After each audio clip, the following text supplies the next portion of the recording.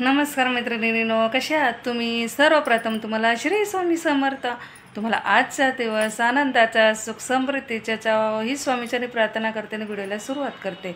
आता तुम्ही म्हणणार ताई इतके दिवस झाले तू व्हिडिओ टाकले नाही, काय झालं काही नाही, मग तुलाच गायब झाली पण.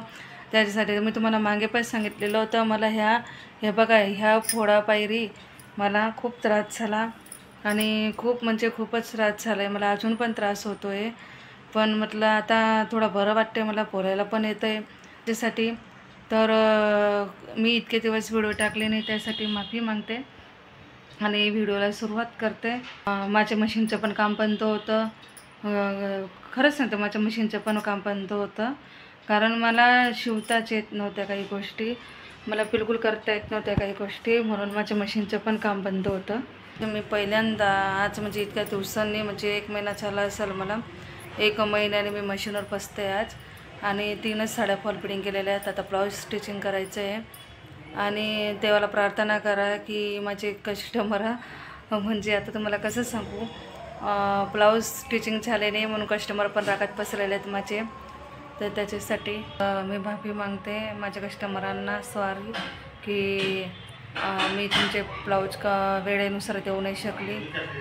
पण आता हळूहळू कामाला सुरुवात केलेली मी. घराचं पण काम, म्हणजे घराचं पण काम करता येत नव्हतं मला, त्या घराच्या पण कामाला सुरुवात केलेली मी. आता हळूहळू एक दिवसाने मी सुरुवात केलेली आहे. तर काय होतं आहे ना, हिला ना खाज येते आहे माझी, आणि बघा कशी हे झालेलं आहे ते. आणि मी डॉक्टरांकडे पण गेलेली होती. तर डॉक्टरांनी तिला असं फोडून असं ड्रेसिंग करून त्याच्यामध्ये घाण काढण्याचा प्रयत्न केलेला आहे. बघू आता पुढे काय होतं काय नाही. तर तुम्हाला पुढे व्हिडिओमध्ये दाखवते की मी शुक्रवारी ना अचानक महालक्ष्मीच्या मंदिरात गेले होते. म्हणजे किती दिवसापासून प्लॅनिंग होतं जायचं. अचानक ठरलं महालक्ष्मीच्या मंदिरात जायचं. म्हणजे माझ्या ध्यानी नव्हतं, मनी नव्हतं, काहीच नव्हतं, जायचं महालक्ष्मीच्या मंदिरात. मी किती वर्षापासून जाण्यासाठी तर म्हणत होती की जायचं. तर मी दुपारी प्लॅनिंग केलं जायचं. माझ्या लहान मुलाला घेतलं आणि त्याला बोलली की चला. मी ओटीचं सामान करूनच घेऊन गेलेली होती, म्हणजे साडी घेतलेली होती. खरून माझ्या मनात होतं की मला शिमला जायचं, पण काय करायचं काय नाही वेळेवर, त्याच्यासाठी. तर मी किती दिवसापासून, म्हणजे खूप वर्षापासून तर म्हणत होते महालक्ष्मीला जायचे. माझ्या मिस्टरांनी कधी मला कुठंच नेलं नाही आहे, खरंच सांगते, कुठंच नेलं नाही मला. फक्त घर आणि स्टेशन आणि गाव बस हेच दाखवलेलं आहे मला, बाकी कुठंच नेलेलं नाही आहे त्याच्यासाठी. तर स्वतःहून हिंमत केली मी पहिल्यांदा जाण्याची. म्हटलं जाऊन बघू काय होतं. हरवली तर हरवली, आपण देवाच्याच दर्शनाला जातो आहेत ना, तर आपल्यासोबत देव येतीलच. तर जर समजा मी बरोबर असली तर देव बरोबर मला बरोबर नेतील, बरोबर घरापर्यंत आणतील. माझ्या स्वामींवरती पूर्ण विश्वास आहे आणि मी स्वामींना एका दिवशी प्रार्थना केली की हे स्वामी, तेव्हा मी आजारी पडते, माझे मार्ग मोकळे होते, मला मार्ग सुचव काहीतरी.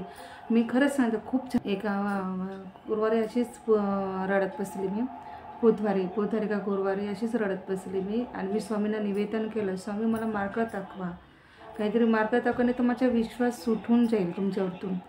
कारण शिवणाच्या व्यवसायात थप्पा पडला आहे माझा, आणि काय करू काय नाही काही सुचत नव्हतं. आणि मी ज्यांच्याकडे जाते ते मला वेगवेगळं कारण सांगतायत, काही वेगवेगळं कारण सांगतायत, असं आहे तसं आहे, काय करायचं काय नाही. खूप रडले मी, रात्रभर झोप येत नव्हती त्या दिवशी. मी स्वामींचा चेहरा समोर धरून मी खूप रडले. तर तुम्हाला खरंच सांगते, मला शुक्रवारी मी गुरुवार रात्रभर रडले मी. रडता मला कधी झोप लागली मला कळलं नाही. तर 12 वाजता पण मला माझ्या मनात काय नको आहे. सकाळी 7 वाजेपासून एकच प्लॅनिंग होतं की उद्या कसंही करून महालक्ष्मीच्या मंदिरात जायचं. काय नको कोणास ठाऊक किती वर्ष झाले मी प्लॅनिंग केलेलं होतं. तर मी नवरात्रीत खट बसवलेला होता, तर देवाची ओटी बाकी होती माझी. तेव्हापासून मी विचार केलेला होता की महालक्ष्मीच्या मंदिरात जाऊन ओटी भरून यायची. पण खरंच सांगू का तुम्हाला, तेव्हा पण मला जाणं शक्य झालं नाही. ह्या रूममध्ये आली मी, महालक्ष्मीचे उपवास पकडले 4 का 5 गुरुवार होते ते.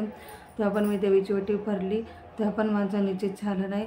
परत सांगते, म्हणजे आपण जेव्हा आजारी पडतो, आपल्याला काही सुचत नाही, ते आपण असं म्हणतो की आपल्याला काहीतरी आहे.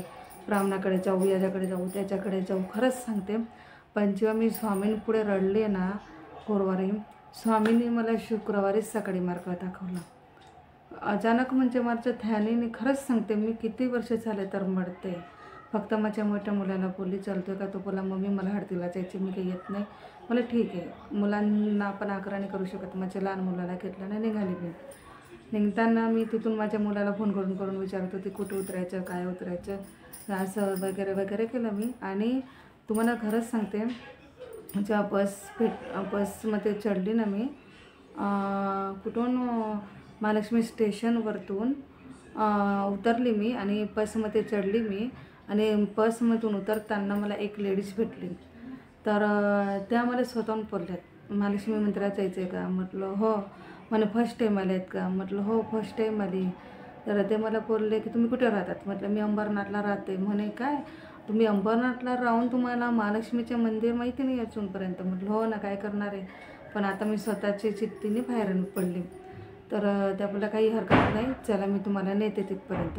तर तुम्हाला खरंच सांगते, मला महालक्ष्मीच्या मातेच्या मंदिरापर्यंत त्या ताईंनी सोडवलं. मला खरंच सांगते, महालक्ष्मीच्या मातेच्या पायरीपर्यंत सोडवलं. त्यांना मी विचारलं, ताई हे आलं का मंदिर? तर ते बोलले हो, हे मंदिर आहे, तुम्ही आता जाऊ शकतात पुढे. खरंच ताईंची खूप कृपा, जशी काही माझ्या पाठीसोबत महालक्ष्मी माताच होती की तिने माझी ओटी स्वीकार करून घेतली. पण मी काय केलं ना, मी जी पिवळी साडी ठेवलेली होती देवीसमोर, ती खरी परत आणली. कारण कसं आहे ना, त्या साडीमध्ये किती दुसरी साडी होती ती, आणि आपण तशी देवीला चढवू नाही शकत. म्हणून मी काय केलं, तिथं ओटीचं सामान घेतला, तिथून साडी घेतली, ओटीचं सामान घेतला, आणि तिथून मग ती साडी देवीला चढवली आणि पिवळ्या कलरची साडी मी खरी आणली. म्हटलं हीच साडी मी उपवासाच्या दिवशी नेसचेल, म्हणजे काही गुरुवार व शुक्रवार पकडायचे असेल तर ती साडी मी नेसचेल, जितके दिवस नेसता येईल तितके दिवस.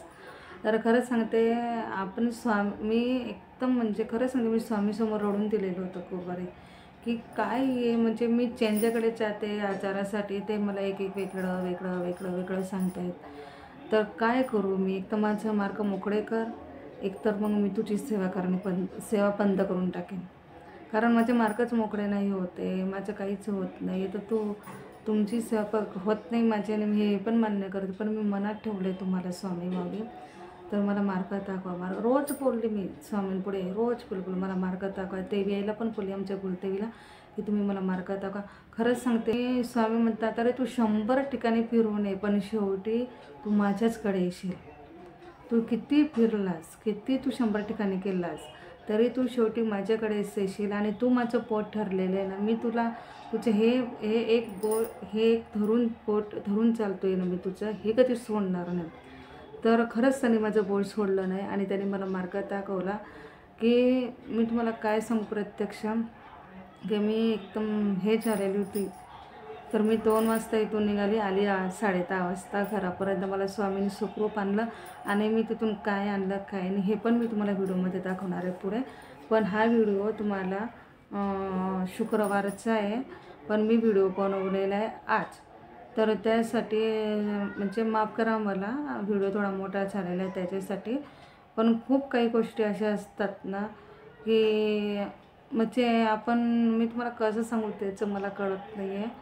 पण खरंच सांगते, त्यांची कृपा खूप आहे, महान आहेत, ब्रह्मांड नायक आहेत ते. त्यांच्याजवळ रडलं आहेत ना, ते आपल्या अश्रू पुसायला नक्की येतात. फक्त त्यांना हाक मारा तुम्ही जीवापासून. खरं सांगते, मला त्यांनी गुरुवारी रात्रीचे मला माझ्या डोळ्यासमोर उभं केलं ना, एकदम मलाच समजलं नाही मी कोणत्या धुंदीत होती. महालक्ष्मीला जाताना कोणत्या धुंदीत गेली आणि कोणत्या धुंदीत आली मला कळलंच नाही आहे. खरं सांगते, मला समजलंच नाही की मी कोणत्या धुंदीत होते आणि कोणत्या. आणि देवीचं दर्शन एवढं छान झालं ना माझं, की तुम्हाला काय सांगू. आणि तुम्हाला अजून एक गोष्ट सांगते, कालच मला रात्री परत एक असा एकदम सूर्यप्रकाश करणारा व्हिडिओ आला माझ्यासमोर, की मला एकदम लखलखीत महालक्ष्मी मातेचे दर्शन झालेलं आहे. तर मी मातेला तेच विनंती करते, की तुम्ही माझी प्रार्थना स्वीकार केली, तुम्ही माझी ओटी स्वीकार केली, त्यासाठी तुमचे खूप खूप आभार. आणि मी तिथून काय काय आणलं ते पण तुम्हाला दाखवते मी व्हिडिओमध्ये. तर चला. तर हे बघा, मी ना जाऊन आपल्या तिथं केलेली ती महालक्ष्मी ठिकाणी, तर बघू शकता तुम्ही आपली श्री स्वामी समर्थ महाराजांची जाळी आणलेली. याच्यामध्ये गायत्री पदम, हे स्वस्तिक, हे लक्ष्मीपदम, परत लक्ष्मीचे पावले, गायत्री पदम, स्वस्तिक वगैरे सगळं काही आहे, बघू शकतात तुम्ही. तर ही त्यानंतर मग मी बघू शकता तुम्ही महालक्ष्मी प्रसन्न, महालक्ष्मी. त्यानंतर तुम्ही बघू शकता तर मग श्री महालक्ष्मी प्रसन्न यांची साडी आणलेली आहे. गायत्री पदम आहे, बघू शकता गायत्रीची पावले, लक्ष्मी श्रीयंत्र आहे, असं लक्ष्मीचे पावले, स्वस्तिक आहे, बघू शकतात तुम्ही. किती छान आहे ही साडी आणलेली. त्यानंतर मग मी कमळांची डिझाईनची रांगोळीची साचा आणलेला आहे, बघू शकतात तुम्ही. किती दिवसापासून माझी इच्छा होती की ते साड्या पाहिजे, तर बघू शकतात तुम्ही. किती सुंदर असं त्यांचं काम आहे. फक्त थोडं मला घ्यायला हे झालं तर मी साडी घेताना बघितलं नाही, बघू शकतात तुम्ही. तर सो असो आता जितके दिवस झाले तितके दिवस बघू शकतात. त्यानंतर मग मी ही घेतली. फक्त याच्यामध्ये गायत्रीचे पावलं आहेत आणि गायत्री पदम बघू शकतात तुम्ही. तर किती सुंदर असं त्यांचे रेखीव काम आहे. त्यानंतर मग हे त्याच्यामध्ये बघा श्री लिहिलेले, लक्ष्मीचे पावले लिहिलेले, स्वस्तिक लिहिलेले, कलशच्या डिझाईन बनवलेले, ओम काढलेले आहे. परत खाली डिझाईन आहे, बघू शकतात किती सुंदर अशी डिझाईन आहे ती, बघू शकतात तुम्ही. किती सुंदर असा साचा आहे, बघू शकतात. आणि त्यानंतर ही डिझाईन घेतली मी. ही त्यांनी ना त्या साचेवाल्याने ना मला प्रत्यक्ष काढून दाखवलेली होती, तोच साचा मी आणलेला आहे, बघू शकतात किती सुंदर अशी रांगोळी. तर मी जेव्हा हे साच्यांची डिझाईन काढेन ना तेव्हा तुम्हाला नक्की दाखवेल मी साच्याची हे करेल तेव्हा. मला किती दिवसापासून इच्छा होती साचे आणायची, पण चांगले पडले मला. मी ऑनलाईन बघितले होते ते 200 रुपयाला होते, तर मला हा 50 रुपयाला एक पडला. तर मी आणले किती 6 आणले होते की 1 2 3 4 5 6 6 आणलेले होते. तर मला त्याने 300 रुपयात दिले हे साचे, 6 साचे. पण छान आहे. नेहमी तर नाही काढणार, पण का ते आपल्या घरी काही पूजा वगैरे काही असलं तर त्यावेळेस आपल्याला साचेची गरज असते झटपट काढण्यासाठी, ते छान आहे. त्यानंतर वैभवलक्ष्मीचं पुस्तक आणलं, बघू शकतात तुम्ही. वैभवलक्ष्मीचं पुस्तक आणलं, मला उपवास सुरू करायचे वैभवलक्ष्मीचे. तर मी या पुस्तकाविषयी तुम्हाला सविस्तर माहिती देईल नंतर.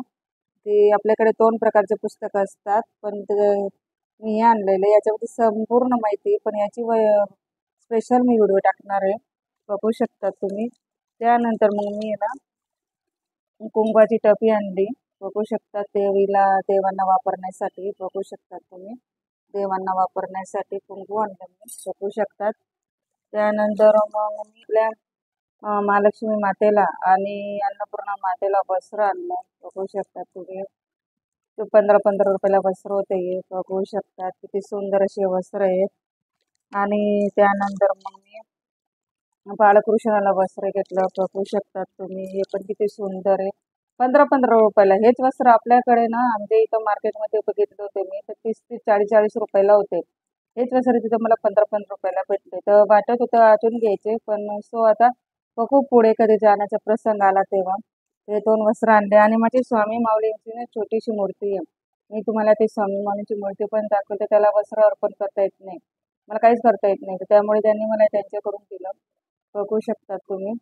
त्यांनी मला त्यांच्याकडून दिलं. त्यांनी सांगितलं हे टाकून द्या त्यांच्या गळ्यामध्ये ना एक साडी पिन लावून द्यायची किंवा साती पिन लावून द्यायची, मोती पिन, बघू शकता तुम्ही. आणि त्यानंतर आहे ना मग मी कमळकंठ आणली, बघू शकता तुम्ही. त्यानंतर मग मी कमळकंठ आणली, बघू शकतात. तर ही 52 का 54 मणी याच्यामध्ये, ही 100 मण्यांची नाही आहे. काय 100 मण्यांची ना खूप मोठी होते माळा, त्यासाठी मग मी ना छोटीशीच घेतली. तर बघू शकतात किती छोटी आहे, बघू शकतात तुम्ही किती छोटी आहे. तर मी 100 कारण ते 108 मण्यांची खूप मोठी होत होती, म्हणून मी छोटीशीच घेते. आता मला श्रीयंत्र घ्यायचे, श्रीयंत्र घ्यायला मी एक अक्कलकोटला बघेल, नाहीतर मग तातरच्या मठामध्ये बघेल स्वामी समर्थांच्या. तेव्हा ते चालेल तेव्हा मी तुम्हाला दाखवेल. आणि मेन गोष्ट अशी की मी बका वाजवण्याचे शंख आणला, बघू शकतात. त्यांनी मला वाजवून पण दाखवला आणि मी घरी पण वाजवला. तर आज याला मी स्वच्छ पाण्याने धुवून स्वच्छ पाण्याने गंगाजळाने धुवून याचा आज मी हे करणार आहे, वाचवणार आहे घरामध्ये आणि संध्याकाळी मी देवपूजा करणार आहे तेव्हा तुम्हाला मी दाखवणार आहे की देवपूजा कशी तसं तुम्हाला दाखवलं मी. माझ्या हेतूप्रमाणे मी कशी केली, कशी आली, तुम्हाला सगळी स्टोरी सांगितली मी. तर माझं काही चुकलं असेल तर मला क्षमा करा. पण खरंच सांगते मी खूप ठिकाणी फिरली. पण खरंच सांगते मी खूप ठिकाणी फिरले. मी खूप ठिकाणी फिरली. मी आजारी पडलेली होती तेव्हा. आणि आपलं म्हणजे ध्यान नसलं ना, आपण डोकं काम नाही देत असलं ना, तर आपण असं विचार वेगळे करत असतो. पण खरं सांगते कृपा त्या स्वामी माणूसची की त्यांनी मला एक रस्ता दाखवला आणि त्यांनी मला हे पण स्वप्नामध्ये सांगितलं त्या दिवशी की तुला मी एक पोट धरून चाललेलं आहे ना, तर तू मला का सोडून दुसरीकडे जातेस? तू दाखवलं मी आता तुम्हाला मी काय काय आणलेलं होतं, काय काय नाही. आणि कमळकट्ट्याची माळी 108 मण्यांची नाहीये, फक्त 54 मण्यांची किंवा 51-52 मण्यांची असेल ती. आणि जे वैभवलक्ष्मीचे पुस्तक आणलं त्याची मी तुम्हाला सविस्तर माहिती देणार आहे. मला शुक्रवार चालू करायची आहे आणि देवी मातेला मी विनंती करून आलेली आहे की माझे वैभवलक्ष्मीचे शुक्रवार योग्य रीतीने, योग्य पद्धतीने पार पडते. कारण माझे कठीण चालू आहे ते पार होत नाहीये, तर मी तेच मातेला विनंती करते. आणि तुम्हाला खरंच सांगू का, तुम्ही पण म्हणणार ताई तू अशी काय बोलतेस? खरंच सांगते, आपण आजारी असले ना तर आपलं डोकं काम नाही केलं. खरंच सांगते, बिलकुल मी सांगते, मी 2 महिने माझे डोकं काम नाही केलं. मी आजारी का पडते, मला पोळा कसला चालाय, मला कोणी काही म्हणजे विचित्र विचित्र विचार मनामध्ये येत होते. मतलब अलग अलग विचार मनामध्ये येत होते. माझ्या मनाचे करते करते पण उपचार केले मी.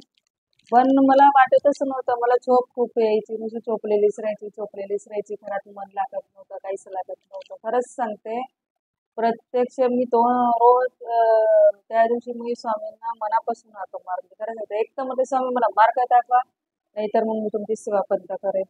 मी भले तुमची हे करत नाही, पण मनामध्ये तुम्हाला मी मनापासून जपते. उठता, बसता, सगळ्या गोष्टींना मी तुम्हाला हाक मारते. मग तुम्हाला माझी हाक का नाही ऐकू चाहते? का तुम्ही माझं अंधकरण बघतायत? कशासाठी? तर त्यांनी खरं सांगते मला एकदम म्हणजे त्यावेळेस अशा गोष्टी दाखवल्यात ना, की मी सांगू नाही शकत तुम्हाला. खरंच सांगते, सांगू नाही शकत. म्हणजे मला आणि म्हणजे ध्यानीनी, मनीनी मी कशी केली, कशी आली ती मलाच माहिती. आणि फर्स्ट टाइम केली. माझ्या लग्नाला झालेले 18 वर्ष. 18 वर्षाच्या नंतर मी पहिल्यांदा केलेली आणि ते पण एकटी. मिस्टरांना घरी सांगितलेलं, विचारलं मी चालतायत का, ते नाही बोलले. मला ठीक आहे. मला हरवली तर हरवली. स्वामी घेऊन जात आहेत ना, तर स्वामीच घेऊन येतील मला घरापर्यंत. थोडी मी घाबरली होती. रडायला लागली होती मी की आली तर आहे, दर्शन वगैरे सगळं छान झालं. पण आता निघताना कसं निघायचं? मी खरं सांगते, स्वामीनारायणाचं मंदिर आहे तिथं बाहेर. तर मी किती वेळ बसली, टेन्शन करून की कसं जायचं, काय जायचं, घरी मला जायला भेटेल की नाही. तिथंच माझा अर्धा तास केलेला आहे विचार करत करत. मग याला फोन लाव, त्या माझ्या मुलाला फोन लावला मी शेवटीमध्ये. मला काही समजत नाही, सांग. तिथं टॅक्सीवाले वेगळे वेगळे सांगत होते काय काय. आणि आपण काय केलं, कोणालाच फोन लावला आणि माझ्या मैत्रिणीला पण मी प्रत्यक्ष सांगते, मी माझ्या मैत्रिणीला पण सांगितलं नाही की मी मानस मुला जाते. कारण म्हटलं आपण आता इतके वेळा प्लॅनिंग करून गेलो तर कधीच जायला भेटलं नाही. आणि मी खरं सांगते, मी प्लॅनिंगच नव्हतं केलेलं. खरंच सांगते, मी प्लॅनिंग नव्हतं केलेलं. सगळी स्वामींची कृपा. आणि आता मी ठरवलेलं आहे की मी कधी आजारी पडली तर मी स्वामींनाच हाक मारेन. कारण मी खरंच सांगते, मी इतकी विचारामध्ये होते, आजारी का पडते, आजारी, असे वेगवेगळे विचार मनामध्ये येत होते. मला असं वाटायचं का ते एक गोष्ट सांगू का, जो पण आपल्यावर वाईट वृत्तीचे विचार करतो ना, त्याला बरोबर तो मला शिक्षा देतो. फक्त आपण आपली भीती साफ ठेवा, आपले कर्म चांगले ठेवा. आणि आपण कोणाशी पण अपशब्द बोलतो तर मी आता काय केलेलं आहे ना, मी म्हणजे आता मला खूप छान म्हणतात की तू काय शांत शांत राहते. मी विचार केला, म्हटलं आपण शांत राहण्यातच मजा आहे. तर मी खूप शांतपणा घेतलेला आहे. माझ्या स्वतःला खूप सारून गेलं. स्वामींनी मला सांगितलं, तू पहिले शांत राहा. तू पहिले शांततेने विचार कर, शांत राहा, स्वतःला टाइम दे, स्वतःसाठी वेळ काढ. त्याच्यामुळे तर